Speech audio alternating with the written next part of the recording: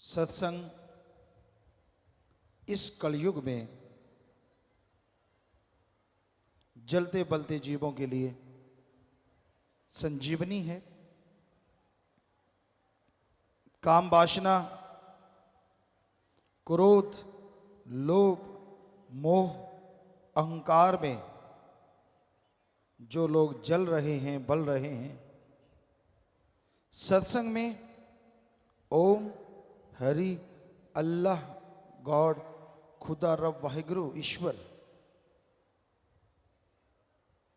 का वो नाम मिलता है जिसका जाप करने से जन्मों जन्मों के पाप कर्म कट जाया करते हैं।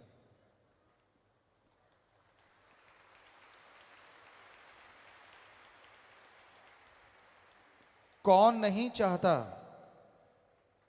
कि वो बेगम हो? कौन नहीं चाहता कि वो निरोग हो? कौन नहीं चाहता कि उसका घर परिवार सुख शांति से, परमानंद से जीवन जिए?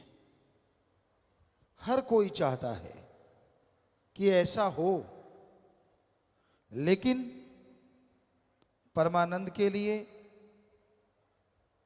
हर गम, दुख, दर्द, परेशानी की बीमारी के लिए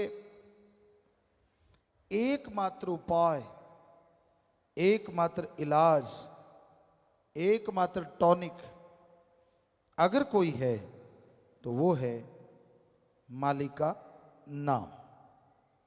मालिक का नाम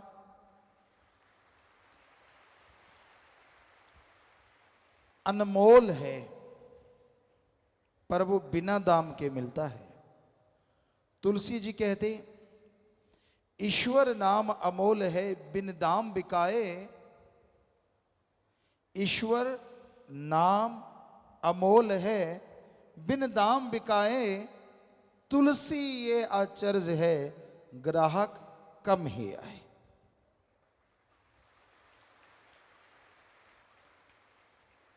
ईश्वर का नाम अनमोल है, पर बिना दाम के वो मिलता है।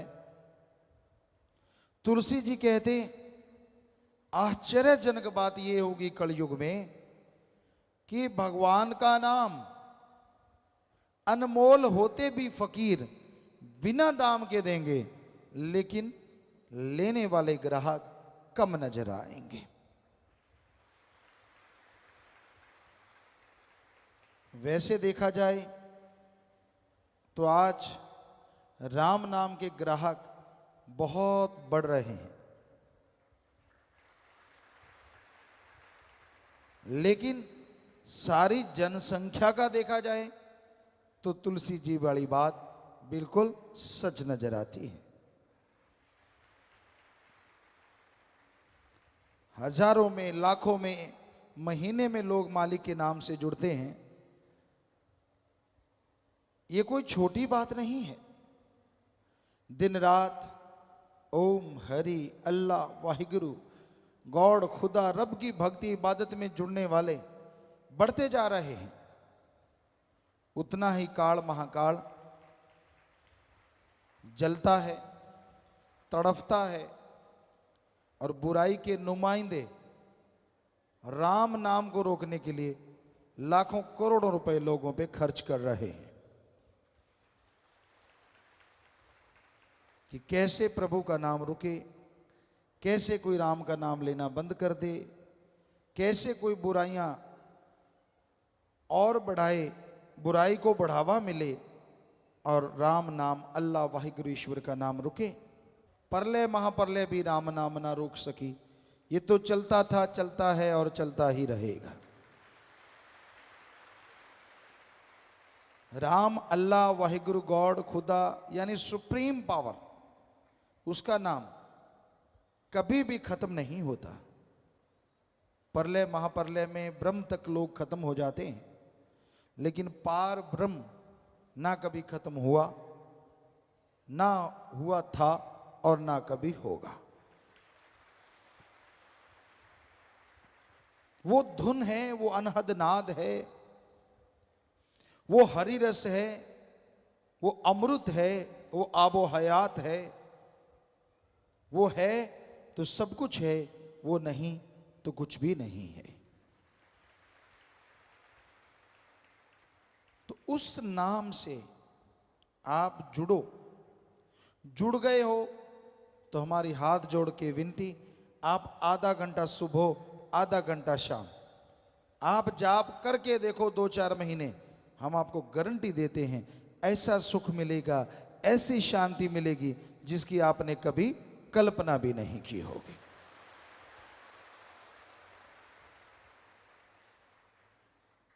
अब आप अगर जाप करते ही नहीं तो क्या किया जाए? बेपरवाह जी फरमाया करते, दिल करता है कि सब लोग जाप करें पर कोई करता नहीं, और ऐसा कुछ है नहीं जो घोल के पिला दें। राम नाम तो जपना पड़ेगा। जादू टोना मंत्र सब रिद्धि सिद्धि में अटक के रह जाते हैं, अटका देते हैं। मालिक का नाम सुखों की खान है, और उसका जाप करते हैं, करते हुए जो ओढ़ निभा जाते हैं, दोनों जहां में उनकी जय जयकार होती है और उनका नाम अमर हो जाता है।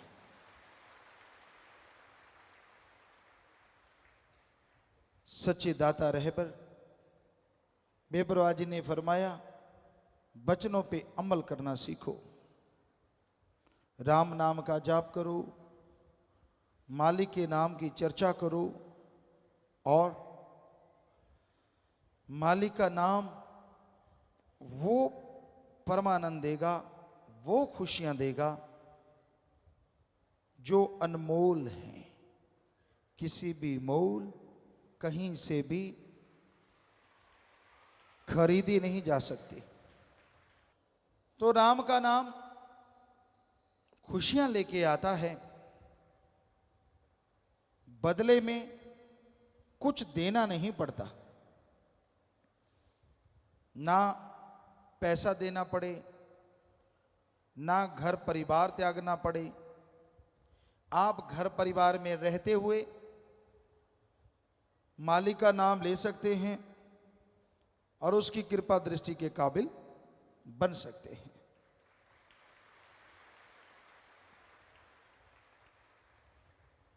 राम नाम जपने के लिए लोग सब कुछ त्याग देते हैं।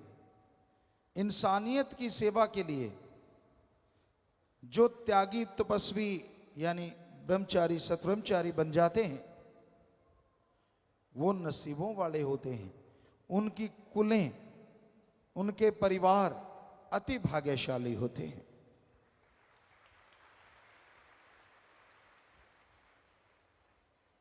भीष्म पितामह हिस्ट्री में, इतिहास में बड़े योद्धा, शूरवीर, बहादुर हुए, और उनका नाम भीष्म क्यों पड़ा? क्योंकि उन्होंने अपने बाप के लिए अपना जीवन कुर्बान कर दिया। ये कसम खाई कि मैं जिंदगी भर शादी नहीं करवाऊंगा, ब्रह्मचर्य का पालन करूंगा, ताकि उसका बाप शादी करवा सके और उस शादी से जो बच्चा हो वो राज सिंहासन संभाल सके। उन्होंने ये कसम खाई, तो तब से उनका नाम पड़ा भीष्म पितामह। भीष्म भयंकर, हद से ज्यादा भयंकर प्रतिज्ञा उन्होंने तो अपने बाप के लिए की, और आज इस जलते बलते भट्ट में जो भी भाई बहन ये प्रतिज्ञा लेते हैं कि ताउम्र मालिक की याद में लगाएंगे, इंसानियत की सेवा में लगाएंगे, वो आप ही बताओ, एक अपने बाप के लिए प्रतिज्ञा करता है और एक भगवान की औलाद के लिए प्रतिज्ञा करता है, जिसमें उसका खुद का स्वार्थ नहीं होता, कौन महान है? बेपरवाह जी ने फरमाया, सच्चे सौदे की फकीरी दा मुकाम बड़ा ऊंचा, यहां मिट्टी होके रहना पड़ता, शान का क्या काम। बस इतनी सी बात है, दीनता, नम्रता धारण करो, वचनों पे रह के सेवा करो। अरे जीवन में वो मकाम हासिल करोगे, वो खुशियां मिलेंगी जिसकी आपने कभी कल्पना नहीं की होगी। तो हे सेवादारों, हे इंसानियत की राह पे चलने वालों, कदम कदम पे काल की बिछी हुई डोरियां, बिछे हुए जाल आपको रोकने की कोशिश करेंगे, लेकिन आप राम नाम के सहारे, ओम हरि सदगुरु मौला के सहारे, सेवा सुमरण के सहारे आगे बढ़ते जाओ तो ये डोरियां अपने आप ही जल के भस्म हो जाएंगी और आप मालिक की कृपा दृष्टि के काबिल बनते चले जाएंगे। ये कौन से जाल हैं जो काल ने बिछा रखे हैं? काम वासना है जो इंसान को बुरी तरह भ्रमित कर देता है, बर्बाद कर देता है, कहीं का नहीं छोड़ता। फिर क्रोध है, क्रोध में आके लोग अपना बहुत कुछ बर्बाद कर लेते हैं। भाई भाई को खत्म कर देता है, बाप बेटे में झगड़ा है, बहुत कुछ ऐसा होता है जिसकी कल्पना भी नहीं होती, तो फिर भी आप बर्बाद होते हैं। फिर मोह ममता, अपने परिवार, अपने बच्चे, अपनी माँ बहन बेटी, सब कुछ उसके लिए इंसान पागल हो जाता है, कुर्बान कर देता है। चाहे वो कितना भी गलत कर रहे हों, लोग बताएं कि भाई आपका बेटा आपकी बेटी गलत, नहीं मानता तो वो एक दिन उन्हें विष रूप बना देता है और खुद भी सारा परिवार कलंकित हो जाता है। फिर है लोभ लालच। लोभ है सर्व पाप का बाप। लोभ लालच यहां आया नहीं कि बाकी के पाप जुड़ते चले जाते हैं। इंसान भूल जाता है सब कुछ, अपनों का बुरा करता है। हम आपको बात सुनाया करते हैं, आज फिर ख्याल में आई। एक चोर था, बड़ा शातिर चोर, बड़ा ही शातिर, जिसे कभी कोई पकड़ नहीं पाया। इतनी सफाई से चोरी करता था कि कुछ पता ही नहीं चलता था, कोई सबूत नहीं। एक दिन बहुत धनाढ़ आदमी के घर सुबह हुई, नौकर चाकरों ने शोर मचा दिया कि दीवार टूटी हुई है, चोर ने चोरी की है, सेंध लगाई है। मालिक जागे, दौड़ के देखा, सारे अलमीरा वगैरह खुली पड़ी थी, संदूक खुले पड़े थे, एक बड़ी सी पोटली पड़ी थी। जब उसके पास गए, नीचे एक बड़ी सी पर्ची पड़ी थी, पोटली साइड में करी, उस पर्ची पे लिखा हुआ था, मैं वही शातिर चोर हूं जो किसी के पकड़ में नहीं आया। रात में आपके यहां चोरी करने आया, मैंने सारा कुछ इस पोटली में बांध लिया, हीरे जवाहरात सोना सब कुछ मोती इसमें हैं। मुझे भूख लगी, यहां आपके मर्तबान है, उसमें वाइट कलर का कुछ था। मैंने सोचा ये बूरा चीनी है, मैंने उसे खोला, हथेली पे रखा और यूं फांक लिया। ओ, ये बूरा चीनी नहीं, ये तो नमक है। मैं बहुत बुरा हूं, चोर ने बोला। चोर कहने लगा, मैं बुरा हूं, अवगुण है मेरे में, लेकिन मैं नमक हरामी नहीं कर सकता। मैंने आपका नमक खाया है, इसलिए ये सारा सामान छोड़ के जा रहा हूं। चोरों के भी कायदे, चोरों के भी इंसानियत होती है। आज घोर कलयुग है, लोग एक चुटकी नहीं, ट्रकों के ट्रक, ट्रालियों की ट्राली नमक खा जाते हैं। और माया रानी जब सूंघती है, माया रानी सूंघा दी जाती है, तो पल में अनाप शनाप शुरू हो जाता है। जो राम नाम के गुण गाते हैं वो राम नाम को उल्टा बताना शुरू कर देते हैं। अब खुद ही देखिए इंसान कितना गिर चुका है लोभ लालच में, हद से ज्यादा। तो ये है लोभ लालच, और वो दुखी होते हैं, कुलें तक डूब जाती हैं, जीते जी परेशान रहते हैं, मरणोपरांत नरक में जाते हैं। फिर है अहंकार, किसी को अपने धर्म का, किसी को जात का, किसी को राज पहुंच का, किसी को पैसे का, किसी को औलाद का, किसी को शरीर का। बड़े अहंकार हैं इस जमाने में, इस दुनिया में। और उस अहंकार के घोड़े पे सवार जब इंसान हो जाता है तो अपना ही बुरा करता रहता है, दूसरों का बुरा नहीं होता। अहंकार को मार है, इसलिए अहंकार ना करो। रावण से बढ़ के और कोई मिसाल हो नहीं सकती, उदाहरण हो नहीं सकता। सब कुछ था रावण के पास, चारों वेदों का टीकाकार पंडित, यानी कहीं से भी कोई दोहा बुलवा लो, अगली लाइन बोल देता था, उसकी व्याख्या कर देता था। सफल, अति सफल राजनीतिज्ञ। जब वो मरना सन था, श्री राम जी ने लक्ष्मण को बोला था, लक्ष्मण जा इसको राजनीति में गुरु बना ले। ये बहुत सफल राजनीतिज्ञ है, जबरदस्त वेद शास्त्रों का ज्ञाता है। ये इतिहास गवाह है और ये सच है। और वही रावण जब चाहे बरसात करवाए, सूरज चंद्रमा की रोशनी से खाना बनवाए, एटम परमाणु कंधे पे टांग के घूमता जाए। सफल क्लोन ज्ञाता, खुद के 3 या 4 बेटे थे, बाकी सब क्लोन थे। 1 लाख बेटा, 1.25 लाख आगे नाती, यानी सफल क्लोन ज्ञाता।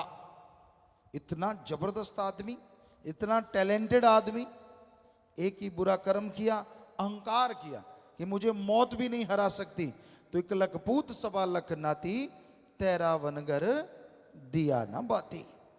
इसलिए अहंकार ना करो। बड़े बड़ों को अहंकार ने चकनाचूर कर दिया, खत्म कर दिया। ईगो, अहंकार मिटा दो। खुद ही मिटाओगे खुदा आएगा, खुद ही मिटाओगे तो खुदा बिगड़े काम बनाएगा। यानी अहंकार त्याग दो, दीनता, नम्रता रखो, दीन बन के रहो, नम्र बन के रहो। हर समाज में आपको कोई अच्छा कहेगा और रूहानियत में आप तरक्की करते चले जाएंगे, कोई बाधा नहीं आएगी। तो भाई ये 5, फिर मन माया, वो तो है ही जबरदस्त। इनके मुखिया हैं, 5 के हेड हैं। मन भरमाता है और माया आदमी को सब्ज बाग दिखाती है। पैसों के लिए लोग पागल हुए फिरते हैं। अरे हमने देखा ऐसा राजस्थान में, गरीब के इलाके में, गरीबी के इलाके में, आपने भी यूपी साइड में गरीबी इलाके में देखा होगा। बहुत पहले की बात है, 5-5, 10-10 रुपए के लिए लोग, भाई बहन अपनी इज्जत बेचते हमने देखे हैं, सिर्फ 5-10 रुपए के लिए। आज का माने तो 100-500 के लिए। तो अब आदमी को अगर ज्यादा पैसा मिलता है और इज्जत भी लुटानी नहीं पड़ती, तो वो कुछ भी कह सकता है, कुछ भी बोल सकता है। ऐसा है ये घोर कलयुग। लोग पैसा उठाए घूमते हैं कि तू भाई ये कर दे, तू वो कर दे, तू फला कर दे। लोग गुमराह हो जाते हैं, उनके हाथों की कठपुतली बन जाते हैं। आज समाज में आम देखने को मिलता है। सब कायदे कानून भूल के उसी में लग जाते हैं। तो भाई इस कलयुग में इन 7 ने भयंकर तूफान खड़े कर रखे हैं। किसने? काम वासना, क्रोध, लोभ, मोह, अहंकार, मन माया ने। सातों के चक्रव्यूह में लोग बुरी तरह से टाइट होते जा रहे हैं। बचेंगे वो और बचे हैं वो जिनके माँ बाप का अच्छा साया है, अपने गुरु पीर फकीर के वचनों पे जिन्होंने अमल कमाया है, कमाएंगे वो बच जाएंगे। ये सातों को वो ही धूल चखाएंगे, वरना ये सात किसी के काबू नहीं आएंगे। तो इसलिए राम नाम से जुड़े रहो, सेवा सिमरण करते रहो। आप फिक्र ना करो आपके पास पैसा कम है, जमीन जायदाद कम है, क्या आप बताओ उस कम में मालिक ने कितने काट दिए आपके गम है, कोई भरोसा नहीं। हो सकता है बहुत जमीन होती, बहुत जायदाद होती और कोई ऐसी बीमारी लगती जो लाखों रुपए होते, वो तो उड़ते ही उड़ते जमीन भी बिक जाती और शरीर भी बर्बाद हो जाता। मालिक को शुक्र करो, उसका शुक्राना करो। बेपरवाजी फरमाते गरीब है तो क्या हुआ, तंदुरुस्ती नियामत है और मालिक तेरा लड़ पकड़ा है, इससे बड़ी दौलत दुनिया में दूसरी नहीं हो सकती।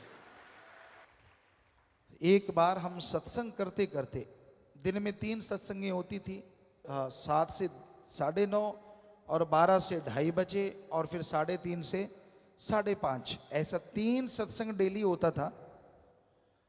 तो हम सत्संग करते करते करते करते राजस्थान के एक एरिया में गए, पहाड़गंज उस एरिया का नाम था। होता क्या था, पहली सत्संग करी सेवादारों की, 3 टीमें होती थी। पहली टीम सत्संग करवाती, 3rd जगह पे पहुंच जाती थी, 3री जगह, और एक दूसरी वाली होती थी। तो दूसरी वाली सत्संग करवाने के बाद टेंट वगैरह लगवाने के लिए तीसरी टीम के साथ जंगलों में चली जाती थी। यहाँ सत्संग होना है, अगले दिन का आसपास के जंगलात खाली जगह, वहाँ टेंट लगाते थे और जंगल में हम सब लोग रुका करते थे टेंटों में। तो उस पहाड़गंज एरिया में सत्संग होना था, 3 सत्संगें हुई। हम रात को पहुंचे तो हमें बताया कि पिताजी यहाँ पास में एक गरीब परिवार रहता है, 2 मियाँ बीबी बुजुर्ग, काफी उम्र थी उनकी, बुजुर्ग थे। तो कहते उनका मकान एक सही है, एक की आधी छत गिरी हुई है, गरीब हैं, पैसा नहीं है। तो हमने कहा फिर, कहते हमने उनको बोला कि आटा ले लो। वो कहते गुरुजी आएंगे, यहाँ रुकेंगे, हमारा कुएं का पानी पियो, कोई हर्ज नहीं, पर क्या हमें कुछ देना पड़ेगा? सेवादार कहते नहीं, आपको कुछ देना नहीं पड़ेगा, बल्कि हम आपको आटा देते हैं, आपकी छत बना देते हैं, घर बना देते हैं। वो हाथ जोड़ के खड़े हो गए, दोनों बुजुर्ग बागड़ी परिवार। कहने लगे भाई हो सके तो माने थारे गुरुजी से मिला दो, कि अगर हो सकता है तो आप हमें आपके गुरुजी से मिला सकते हो। वो कहते हाँ। तो हमें कहने लगे गुरुजी उनको मिलाएं। हमने कहा जरूर मिलाओ। बुलाया, दोनों बेचारे बुजुर्ग, लगभग 70-80 साल के बीच की उम्र, मियाँ बीबी। हमने कहा बोलो बेटा, हम आपकी क्या सेवा कर सकते हैं? आंखों में आंसू आ गए। कहते गुरुजी पहली बात तो ये, आज तक कोई भी संत फकीर आया हमसे भी पैसा लेके गया, हालांकि हमारा आधा घर गिरा हुआ है, इतनी फसल नहीं होती, लेकिन पहले आप फकीर हैं जिसके भक्त ये कहते हैं हम आपका घर बना दें, आपको आटा दे दें, तो हमने ये नहीं लेना। हमने कहा फिर और क्या चाहिए? ध्यान से सुनने वाली बात है। हमने कहा फिर आपको क्या चाहिए? वो दोनों के हाथ कांप रहे थे, ऐसे ऐसे बुजुर्ग थे। कहते गुरुजी हमें ज्यों का त्यों वो सीन याद है, रात थी, लाइटें जगी हुई थी और थोड़ा थोड़ा अंधेरा था। कहने लगे गुरुजी अगर हमें कुछ देना है तो हमें राम से मिला दो, भगवान से मिला दो, हमें भगवान चाहिए, धन दौलत जमीन जायदाद नहीं चाहिए। वाह, ये है इंसानियत, ये है मानवता। गरीबी हुई तो क्या हुआ, भगवान ने हमें उनके घर जा छोड़ा। जितना मर्जी जोर लगाते कहीं जगह नहीं मिली, उनके घर के पास ही जगह मिली, जंगलों में, बस आसपास जंगल था, गांव नहीं था, उनका एक घर था, वहीं पानी मिला, कहीं पानी ना मिला उस रात।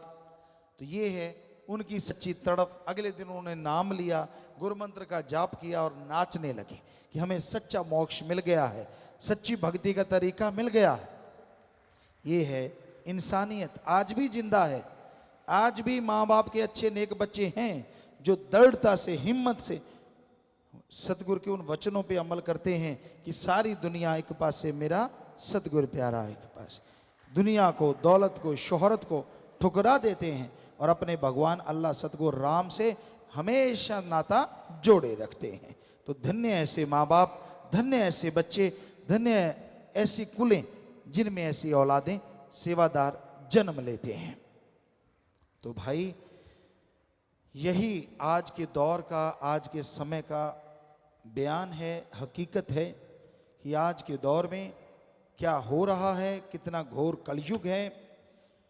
गुंडागर्दी, नशा प्रस्ती आम है और राम नाम के लिए लोग रोकते हैं, भक्ति इबादत के लिए रास्ते रोके जाते हैं, तरह तरह के नियम बनाए जाते हैं।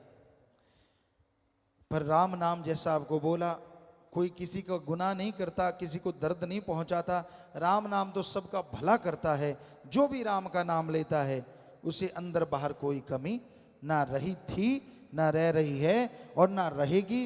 राम नाम संभाल करता था, कई गुना बढ़ के कर रहा है और सैकड़े गुना बढ़ के आगे करता रहेगा।